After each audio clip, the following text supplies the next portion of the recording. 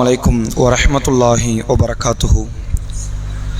அல்ஹம்துலில்லாஹி ரப்பில் ஆலமீன் வஸ்ஸலாத்து வஸ்ஸலாமு அலா ரசூலில்லாஹி வ ஆலிஹி வ ஸஹ்பிஹி அஜ்மாயின் வமன் தபிஅஹு வ தாஅஹு பித்தீன் இலா யௌமித்தீன். கண்ணியத்திற்குரிய எல்லாம் வல்ல அல்லாஹ் நல்லடியார்களே, அல்லாஹுடைய பேரருளால் ஃபஜருடைய தொழுகை ஜமாத்தோடு நிறைவேற்றிவிட்டு அல்லாஹுடைய ஆலயத்தில் நாம் அனைவரும் ஒன்று திரண்டு இருக்கிறோம். இந்த தருணத்தில் நபிகள் நாயகம் ஸல்லல்லாஹு அலைஹி வஸல்லம் அவர்கள் சொல்லித்தந்த ஒரு முஸ்லீம் கண்டிப்பாக செய்து நடத்தப்பட வேண்டிய கடமைகளில் சில கடமைகளை குறித்து நாம் அறிந்து கொள்ள இருக்கிறோம். சஹீஹ் புகாரினுடைய 1240வது நபிமொழி, அபூ ஹுரைரா ரதியல்லாஹு அவர்கள் அறிவிக்கக்கூடிய இந்த செய்தி. நபிகள் நாயகம் ஸல்லல்லாஹு அலைஹி வஸல்லம் அவர்கள் கூறுகிறார்கள், ஹக்குல் முஸ்லிமி அலல் முஸ்லிமி ஹம்சுன். ஒரு முஸ்லிமான மனிதர் இன்னொரு முஸ்லிமான மனிதருக்கு செய்ய வேண்டிய கடமைகள் 5 இருக்கிறது. எப்படி அல்லாஹ்வுக்கு நாம் கடமைகளை நிறைவேற்றுகிறோமோ, அந்த கடமையான வணக்க வழிபாட்டில் குறை வைத்தால் அல்லாஹ் நாளை மறுமை நாளில் நம்மை விசாரித்து தண்டனைகளை தருவதாக அல்லாஹ் சொல்கிறானோ, அதுபோன்று தண்டனை பெற்றுத்தரப்படக்கூடிய காரியங்களில் இந்த 5 காரியங்கள் இருக்கிறது. இந்த 5இல் எதையாவது ஒன்றை ஒரு ஈமான் கொண்ட ஒருவன் பிற ஈமான் கொண்ட மனிதருக்கு தவறிழைத்து விட்டான் என்றால் அல்லாஹ்விடத்தில் அது குற்றமாக பார்க்கப்படும் என்று நபி அவர்கள் சொல்லிவிட்டு இதை முஸ்லிமின் மீது கடமை என்று நபி அவர்கள் சொல்கிறார்கள். அந்த 5ஐ நபி அவர்கள் பட்டியலிடுகிறார்கள். ரத்து சலாம், உங்களுக்கு சலாம் சொல்லப்பட்டால் நீங்கள் பதில் உரைத்தாக வேண்டும். ஒரு மாற்று மதத்தவர் உங்களுக்கு சலாம் சொல்லும் போது பதில் உரைக்க வேண்டும் என்ற கட்டாயம் கிடையாது. ஒரு ஈமான் கொண்டவர் ஒரு முஸ்லிமான மனிதர் உங்களுக்கு சலாம் சொல்லுகிறார் என்றால் கட்டாயம் நீங்கள் அதற்கு பதில் சலாம் சொல்லி ஆக வேண்டும். நபி அவர்கள் தொடர்ச்சியாக சொல்லுகிறார்கள், நோயாளியை நலம் விசாரிப்பது அது ஈமான் கொண்டவர் இன்னொரு ஈமான் கொண்டவர் மீது செய்ய வேண்டிய கடமைகளில் ஒன்று. ஒத்திபாவுல் ஜனாயிஸ், ஜனாசாவை பின்தொடர்வது. ஒ இஜாபத்து தாவத்தி, உங்களுக்கு விருந்துக்காக அழைக்கப்பட்டால் அந்த அழைப்பை நீங்கள் செவிதாழ்த்தி கேட்டு அந்த அழைப்பிற்கு நீங்கள் பதில் உரைப்பது. ஒ தஷ்மீத்துல் ஆத்திஷி, உங்களிடத்தில் யாராவது ஒருவர் பக்கத்தில் இருக்கக்கூடியவர் தும்மி அந்த தும்மலின் வாயிலாக அவர் அல்லாஹ்வை போற்றி புகழ்கிறார் என்றால் அவருக்கு நீங்கள் பதிலுரைப்பதும் இந்த கடமைகளில் அடங்கும் என்று நபி அவர்கள் குறிப்பிட்டார்கள். அதில் நீங்கள் முதல் கடமையை நீங்கள் பார்க்கலாம், ரத்து சலாம். சலாத்திற்கு பதில் உரைப்பதை நபிகள் நாயகம் ஸல்லல்லாஹு அலைஹி வஸல்லம் அவர்கள் கடமையான காரியங்களில் ஒன்று என்றார்கள். இதில் நாம் ஒருவேளை தவறிழைத்து விட்டால் நமக்கு பிடிக்காத விரோதிகளாக இருக்கக்கூடியவர்கள், பகைவர்களாக இருக்கக்கூடியவர்கள், அவர்கள் ஒரு சலாமை சொல்கிறார் என்பதற்காக வேண்டி நாம் புறக்கணித்து விட்டு அந்த சலாமுக்கு பதில் உரைக்காமல் இருந்து விட்டால் அல்லாஹ்விடத்தில் அது ஒரு கடுமையான பாவமாக பார்க்கப்படுகிறது. நீங்கள் திருக்குரானிலே பார்க்கலாம்.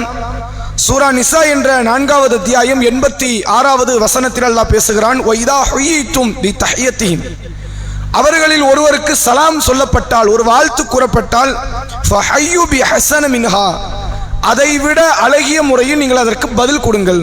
உங்களுக்கு ஒரு சலாம் சொல்லப்படும், நீங்கள் அதைவிட அழகிய முறையில் அதற்கு பதிலளியுங்கள்.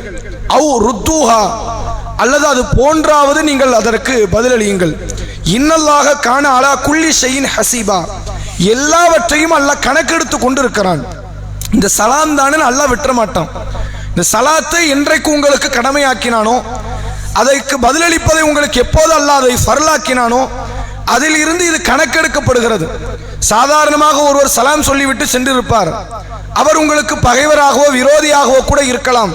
உங்கள் மனவேதனைக்குரிய சில காரியங்களை அவர் செய்திருக்கலாம். அவருக்கு இதுல நீங்கள் துரோகம் செய்து விடக்கூடாது.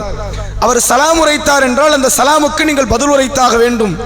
இதை பதில் உரைக்காதவரை நீங்கள் அல்லாஹ்விடத்தில் நீங்கள் குற்றவாளிகள் தான், பதில் உரைக்காதவரை அல்லாஹ்விடத்தில் நீங்கள் இது குறித்து பாவத்தாளிகள் தான் என்ற அளவிற்கு மார்க்கம் சொல்லித் தருகிறது. சலாத்திற்கென்று இஸ்லாம் ஏராளமான சட்டதிட்டங்களை எல்லாம் சொல்லித் தருகிறது.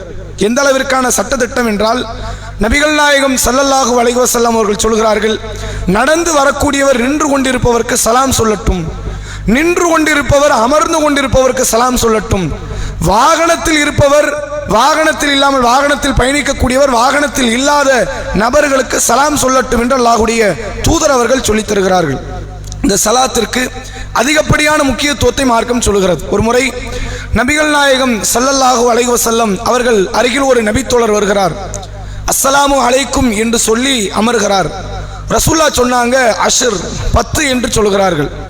பிறகு இன்னொரு நபித்தோழர் வருகிறார், அஸ்ஸலாமு அலைக்கும் வ ரஹ்மத்துல்லா என்று சொல்கிறார். ரசூல்லா அவருக்கு பதில் உரைத்துவிட்டு இவருக்கு 20 என்று சொல்கிறார்கள். மூன்றாவதாக ஒரு நபித்தோழர் வருகிறார், அஸ்ஸலாமு அலைக்கும் வ ரஹ்மத்துல்லாஹி வ பரக்காத்துஹு என்று அவர் சொல்கிறார். ரசூல்லா அவருக்கான பதிலை சொல்லிவிட்டு இவருக்கு 30 என்று சொல்கிறார்கள். இந்த சலாத்தை குறித்து அதிகமான வலியுறுத்தப்பட்டு அதற்கு பதிலளிக்கக்கூடிய இந்த காரியத்தை இந்த மார்க்கம் அதிகமாக நினைவுபடுத்துகிறது. அதனால தான் ரசூல் ஸல்லல்லாஹு அலைஹி வஸல்லம் அவர்கள் சொன்னார்கள், ஒரு ஈமான் கொண்ட சகோதரர்கள் இஸ்லாமியர்களுக்கு மத்தியில் சண்டை சச்சரவுகள் ஏற்படுவது இயல்பு. அபூபக்கர் ரதியல்லாஹு அன்ஹு அவர்களுக்கும் உமர் ரதியல்லாஹு அன்ஹு அவர்களுக்கு மத்தியில் கூட சண்டை நடந்திருக்கு. சண்டை வர்றது இயல்பு. அப்படி ஒரு மனஸ்தாபம் ஏற்பட்டால் 3 நாட்களுக்கு மேல் அவர்கள் தங்களுக்குள் இருக்கக்கூடிய அந்த பகைமையை அடுத்த நாட்களுக்கு கடத்தி செல்லக்கூடாது. 3 நாள் தான் உங்களுடைய பகைமை. 3 நாட்களுக்குள் மறைந்து அதை விட்டுவிட வேண்டும் என்று சொல்லிவிட்டு நபி அவர்கள் சொன்னார்கள். அதற்கு பிறகு எவர் ஒருவர் அவரை பார்க்காமல் முகம் திருப்பி முகம் சுளித்துக் கொண்டு திரும்புகிறாரோ அது தவறு, பாவம் என்று நபி அவர்கள் குறிப்பிட்டு விட்டு, உங்களில் யார் முதலில் சலாத்தை கொண்டு தங்களுக்கு மத்தியில் பேச ஆரம்பிக்கிறார்களோ அவர்கள்தான் அந்த இருவர்களில் சிறந்தவர்கள் என்று நபிகள் நாயகம் ஸல்லல்லாஹு அலைஹி வஸல்லம் அவர்கள் சொல்லித் தருகிறார்கள். அதே போன்று ரசூல்லா ஒரு தருணம் சொல்கிறார்கள், மக்களே, உங்களில் யாருமே ஈமான் கொள்ளாதவரை சொர்க்கம் நுழைய முடியாது. சொர்க்கம் போகணும்னு அதுக்கு அடித்தளம் என்ன? உங்கள்கிட்ட ஈமான் இருக்கணும். நீங்கள் ஒருவர் மற்றொருவரை நேசிக்காதவரை நீங்கள் ஈமான் கொண்டவராக பார்க்கப்பட மாட்டீர்கள். ஈமானுக்கு அடித்தளம் என்ன? மற்ற மக்கள் மீது நீங்கள் முஹப்பத்தோடு இருக்கணும். எப்போதுமே நேசத்தை, அன்பை பாராட்டக்கூடிய இடத்தில் இருக்கணும். நான் உங்களுக்கு ஒன்றை சொல்லித்தரட்டுமாங்கிறாங்க ரசூலுல்லாஹ். நான் உங்களுக்கு ஒன்றை சொல்லித்தரட்டுமா? அதை நீங்கள் கடைபிடிக்கும் காலமெல்லாம் நீங்கள் மக்களோடு நேசத்தோடு இருக்கலாம். எப்போதுமே பிற மக்கள் உங்கள் மீது நேசத்தோடு, நீங்கள் பிற மக்கள் மீது நேசத்தோடு இருக்கலாம் என்று நபி அவர்கள் சொல்லிவிட்டு சொன்னார்கள், அஃஷு ஸலாம பைனக்கும், உங்களுக்கு மத்தியில் சலாத்தை நீங்கள் பரப்புங்கள். அஸ்ஸலாமு அலைக்கும் என்ற வார்த்தை எப்போதும் எல்லா நேரங்களிலும் எல்லா சூழ்நிலைகளிலும் நீங்கள் சொல்லிக்கொண்டு இருங்கள் என்று இந்த சலாத்திற்கு அதிகப்படியான முக்கியத்துவத்தை சொல்லி இஸ்லாமிய உம்மத்திற்கு மத்தியில் பிளவுகள் ஏற்படாமல் தடுப்பதற்கல்ல பயன்படுத்துகிற ஒரு வார்த்தை அஸ்ஸலாமு அலைக்கும். இதை நாம் எல்லா சூழ்நிலைகளிலும் நமது உறவினர்கள், அண்டை வீட்டார்கள், நம்முடைய சுற்றுவட்டாரத்தில் இருக்கிற சக இஸ்லாமிய நண்பர்களுக்கு சொல்லி நம்முடைய காழ்ப்புணர்வையும் வெறுப்புணர்வையும் மறந்து அதை ஒழித்து மக்களுக்கு மத்தியில் எல்லா நேரத்திலும் சகோதரத்துவத்தை ஏற்படுத்துவதற்கு நபிகள் நாயகம் ஸல்லல்லாஹு அலைஹி வஸல்லம் அவர்கள் இத்தகைய வழிமுறையை சொல்லித் தருகிறார்கள். நல்லா தெரிந்து கொள்ளுங்கள், முதலில் சலாம் சொல்வதை இஸ்லாம் சுன்னத்தாக்கி இருக்கிறது. சொல்லப்பட்ட சலாமுக்கு பதில் உரைப்பதை இஸ்லாம் ஃபர்லாக்கி இருக்கிறது. ரசூலுல்லாஹ் தொடர்ச்சியாக அடுத்து சொல்கிறார்கள், வஇயாதத்துல் மரீத், நோயாளிகள் இருக்கிறார்களே அவர்களுக்கு நீங்கள் நலம் விசாரிப்பதற்கு செல்லுங்கள். நீங்கள் போகும்போது ஒரு பொருளை வாங்கிட்டு போகணும், போகும்போது ஏதாவது ஒரு தின்பண்டம் வாங்கி கொண்டு தான் செல்ல வேண்டும் என்பதை மார்க்கம் சொல்லலை.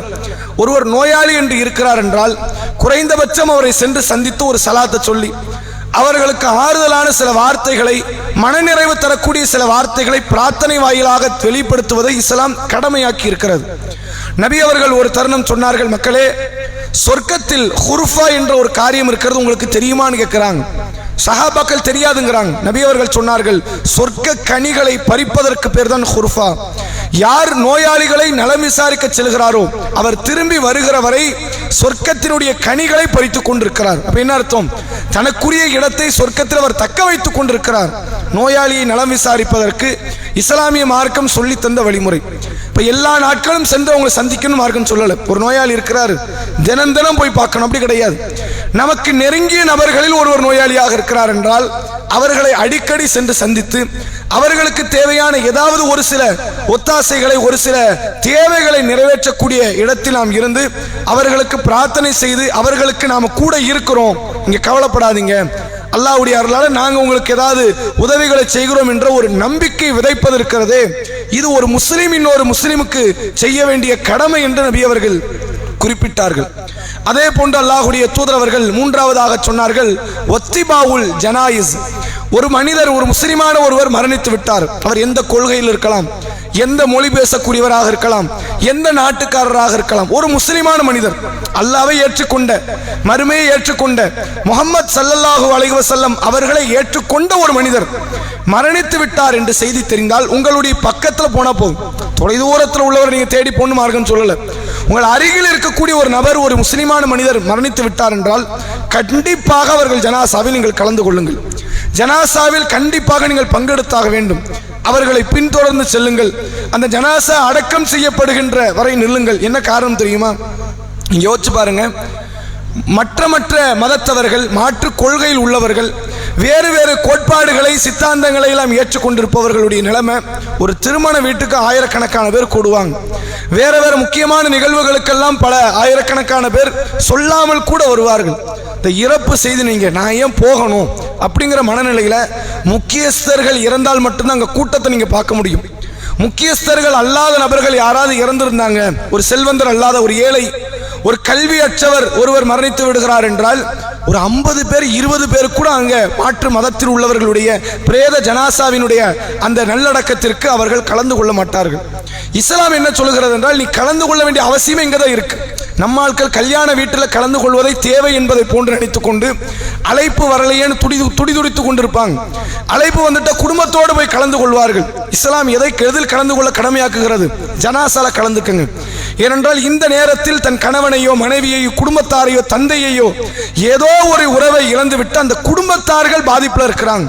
மொத்த சொசைட்டியும் போய் கலந்துக்கிட்டீங்கன்னு வைங்க, ஊர்ல ஒரு ஜனாசா, ஊர் மக்கள் எல்லாம் சேர்ந்து நிற்கும் போது அந்த குடும்பத்தாருக்கு ஒரு தைரியம், இவ்வளோ பேர் நமக்கு உதவியா இருக்கிறாங்க, இவ்வளோ பேர் நமக்கு அரவணைப்பா இருக்கிறாங்க, பாதுகாப்பா இருக்கிறாங்க அப்படிங்கிற ஒரு மன நிம்மதியை உருவாக்குவதற்குத்தான் இஸ்லாம் சொல்லித் தருகிறது.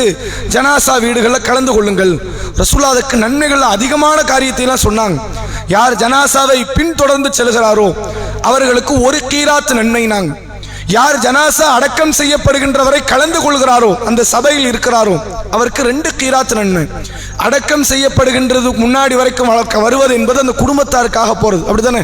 குடும்பத்தாருக்காக நிற்கிறோம், ஜனாசாவை குளிப்பாட்டுறோம், கஃனிடுறோம், சந்தூக்குள்ள வைத்து ஏற்றி கொண்டு ஜனாசாவை கொண்டு செல்வது என்பது இவ்வளவு எதுக்காக? குடும்பத்தாருக்காக. அடக்கம் செய்யும்போது 4 பேர் இருந்தா போதும்ல, அதுக்கு 400 பேர் இருக்கணுமா? ரசூலுல்லாஹ் அங்கேயும் நில்லுங்க, அடக்கம் செய்யப்படுகின்ற வரை இருங்க, 2 கீராத் நன்மை.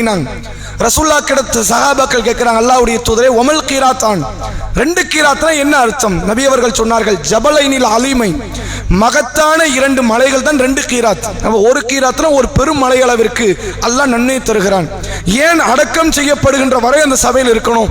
ரசூலுல்லாஹ் அதற்கும் காரணம் சொல்கிறார்கள். உங்கள் சகோதரர்கள் இப்போது விசாரிக்கப்படக்கூடிய இடத்துல இருக்கிறாங்க, அவர்களுடைய மன உறுதிக்கு இஸ்திகாமத்துக்காக வேண்டி அல்லாஹ்விடத்தில் நீங்கள் பிரார்த்தனை செய்யுங்க. பிரார்த்தனை செய்ய நீ இருக்கணும்ல. 4 பேர் மண்ணலி போட்ட வேலை முடிஞ்சிடும், அதுக்கு வேலையாளை கொடுத்துட்டு அவன் கரெக்டா மண்ணலி போட்டு போயிடுவான். ஆனால் அதை செய்வதற்கு அல்ல நம்ம அங்க போனது. அந்த முஸ்லிமான சகோதரருடைய விசாரணை நல்லபடியாக முடிய வேண்டும் என்பதை நீங்கள் எதிர்பார்த்தால் அந்த சபையில் நீங்கள் இருக்க வேண்டும் என்பதை நபிகள் நாயகம் ஸல்லல்லாஹு அலைஹி வஸல்லம் அவர்கள் சொல்கிறார்கள். அடுத்த நபி அவர்கள் சொன்னார்கள், அதாவது விருந்தழைப்பை ஏற்றுக்கொள்வது. ஒருவர் உங்களுக்கு விருந்தழைப்பை தருகிறார் என்றால் அது அற்ப உணவாக இருக்கலாம், உயர் ரக உணவாக இருக்கலாம், எந்த உணவாக இருந்தாலும் சரி, இஸ்லாமிய நெறிமுறைகள் மாற்றப்படாத விருந்தாக அது இருக்குமே ஆனால் கண்டிப்பாக அந்த விருந்துக்கை நீங்கள் ஏற்றுக்கொள்ள வேண்டும். ரசூலுல்லாஹ்க்கு எந்த அளவுக்கு விருந்தழைப்பு வரும்னா, நபி அவர்கள் இரவுல தூங்கி கொண்டிருப்பாங்க, அன்டைம்னு சொல்லுவாங்கல்ல, இதெல்லாம் என்னன்னா மக்கள் யாருமே எந்திக்க மாட்டாங்கிற மாதிரியான ஒரு சூழ்நிலை. ரசூலுல்லாஹ்விடத்துல வேறொரு பகுதியில் இருந்து நாடோடிகளாக வந்த மக்கள் சிலர் ரசூலுல்லாஹ்வுடைய வீட்டு கதவை தட்டுவாங்க. நபி அவர்கள் எழுந்து சலாம் சொல்லி பார்க்கும்போது அவங்க சொல்லுவாங்க, அல்லாஹ்வுடைய தூதரே, வீட்டில் உணவு ஒன்று ஏற்பாடு பண்ணியிருக்கிறோம், வந்து சாப்பிட்டுட்டு போங்க. கொடுக்கிற நபர்கள் அற்பமானவர்கள். ஒரு அபூபக்கரை போன்று உமரை போன்று ஒரு ரசூலுல்லாஹ்வுக்கு மிக நேசத்துக்குரியவங்களாம் கிடையாது, யாருன்னே தெரியாது, முஸ்லீம், அவ்வளவுதான், நாங்கள் இஸ்லாத்தை ஏற்றுக்கிட்டோம் அப்படிங்கிற மாதிரி மதீனாவை சார்ந்தவர்கள் எல்லாம் நாடோடி மக்கள். அப்படிப்பட்ட அற்ப மக்கள் கொடுக்கிற உணவு உயர் ரக உணவுலாம் கிடையாது, எல்லாம் பொரித்த கறி துண்டும் உயர் ரகமான பல வகைகள் எல்லாம் அப்படிலாம் கிடையாது. அற்பமான கோதுமை ரொட்டி வச்சிருப்பாங்க. கொடுக்கிற நேரமும் தப்பான நேரம். இந்த நேரத்தில் உணவு உயர் ரக உணவே இருக்கட்டுமே, நல்ல ஒரு சிறப்பு வாய்ந்த ஒரு உணவையே நைட்டு 2 மணிக்கு கூப்பிட்டாங்கிறதுக்காண்டி யாராவது போவோமா, முதல்ல எந்திப்போமா அப்படிங்கிற மாதிரி வரும். நபி அவர்கள் அந்த நேரம் தவறான நேரம், கூப்பிட்டவர்கள் அற்பமானவர்கள், கூப்பிட்ட உணவு அற்பமான உணவு. ரசூலுல்லாஹ் உடனடியாக எழுந்து புறப்பட்டு அந்த விருந்தில் கலந்து கொண்டு வருவதை நபிகள் நாயகம் ஸல்லல்லாஹு அலைஹி வஸல்லம் அவர்கள் தனது வழக்கமாக வைத்திருந்தார்கள் என்ற செய்தியை பார்க்க. எந்த விருந்தையும் புறக்கணிக்க மாட்டாங்க, கொடுக்கிற நபர் யாரெல்லாம் பார்க்க மாட்டாங்க, அவர் எவ்வளவு பெரிய உயர்ந்தவர் என்று பார்க்க மாட்டாங்க. எந்த அளவிற்கு என்றால், தபுக்குடைய யுத்தம் முடிகிறது, அந்த யுத்தத்தில் கலந்து கொண்டு எதிரணியில் இருந்து கைதிகளாக ஆக்கப்பட்ட பெண்களில் ஒரு பெண்மணி, யூத பெண்மணி, ரசூலுல்லாஹ்வுக்கு ஒரு இறைச்சி துண்டுல விஷத்தை தடவி கொண்டு வந்து கொடுக்கிறாங்க. ரசூல் ரசூல்லா எந்த உணவையும் புறக்கணிக்காததினால் இந்த உணவையும் ரசூல்லா ஏற்றுக்கொண்டார்கள். பிறகு அல்லாஹ் அதை பாதுகாத்தான். அப்ப ரசூல்லாவுடைய பண்பாடு என்ன? எல்லா உணவையும் நபி அவர்கள் ஏற்றுக்கொள்வார்கள். எந்த உணவை புறக்கணிப்பாங்க?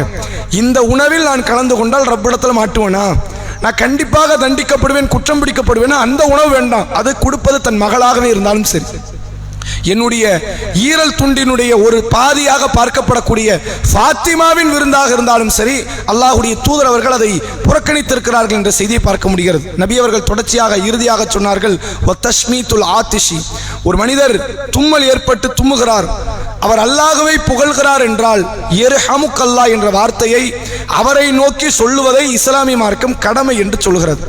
ரசூல்லா பக்கத்தில் ஒரு 2 நபர்கள் தும்மல் ஏற்படுகிற தும்முறாங்க. ரசூல்லா ஒருவருக்கு யர்ஹமுக்கல்லாஹ்ங்கறாங்க, இன்னொருவருக்கு சொல்லல. சஹாபாக்கள் கேட்கிறாங்க. அப்ப அதற்கு நபி அவர்கள் சொன்னார்கள், இவர் அல்ஹம்துலில்லாஹ் என்று அல்லாஹ்வை புகழ்ந்தார், அவர் புகழல. புகழ்ந்தவருக்குத்தான் யர்ஹமுக்கல்லாஹ், புகழாதவர்களுக்கு யர்ஹமுக்கல்லாஹ் கிடையாதுன்னாங்க ரசூல்லா. இப்ப இதை சொல்லக்கூடிய ஒரு வார்த்தை சாதாரண ஒரு விஷயம். யாரோ ஒருத்தர் பக்கத்துல நின்று தும்முறாரு, அல்ஹம்துலில்லாஹ்ங்கற வார்த்தையை அவர் சொல்லி நம்ம காதுல விழுந்துருச்சு. யர்ஹமுக்கல்லாஹ்னு சொல்றதுக்கு நம்மள நிறைய நபர்கள் வெட்கப்படுவாங்க, கூச்சப்படுவாங்க. சொல்லலாமா? ஏதோ ஒரு வித்தியாசமான ஒரு காரியத்தை செய்யற மாதிரி.